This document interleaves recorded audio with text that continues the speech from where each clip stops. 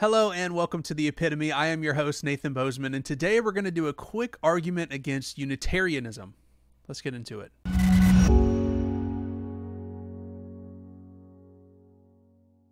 For those of you that don't know what Unitarianism is, it is the denial of the Trinity while still trying to remain within the Christian worldview. So they would say God the Father is the only God. They would deny the personhood and the divinity or deity of Christ and the Holy Spirit. I do want to say there's a lot that can be said on this topic, and I'm sure I will do much more in the future on the deity of Christ and different things like this, but I was meditating earlier on the doctrine of justification, and I think I thought of a new consideration against Unitarianism that I personally have never heard before, and so hopefully this will be a new argument that us Trinitarians and Unitarians can kind of go back and forth on.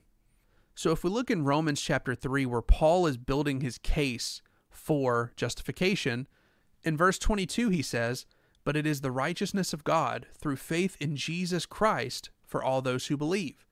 And in verse 26 he says, "For the demonstration, that is, of his righteousness at the present time, so that he would be the just and the justifier of the one who has faith in Jesus Christ." So Paul is essentially arguing that in the new covenant, faith in Jesus Christ gives you righteousness or justification. And then as we continue his argument, as we go into Romans chapter 4, he essentially is saying this isn't a new idea at all. Let's read starting in chapter 4, verse 3. "Abraham believed God, and it was counted to him as righteousness." And in verses 6 through 8 it says, "Just as David speaks of the blessing of the person to whom God credits righteousness apart from works.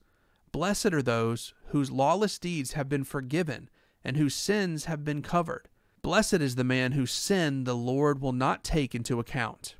So essentially what I'm trying to point out here is that Paul's line of argumentation makes no sense unless Jesus is God. He's saying that in the new covenant, faith in Jesus gives us righteousness, and this isn't a new idea. This was always the case because in the old covenant, Abraham believed God, and it was attributed to him as righteousness. If Jesus isn't God, well then he would be bringing and introducing a new idea. The fact that we could have faith in a creature, a created being, and be righteous and be made salvific. And I know some Unitarians might say, well, we are having faith in God. We're just, putting trust in the creature that he sent and the means that he sent. But that's not exactly a parallel.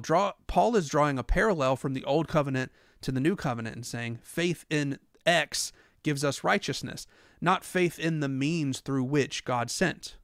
So I hope you enjoyed this quick consideration against Unitarianism. Paul's argument makes no sense on the Unitarian framework, and so this is just one more thought in the favor of Trinitarianism. Hope you enjoyed it. Give the video a thumbs up if you liked it. Subscribe to the channel if you're new and you want more content like this.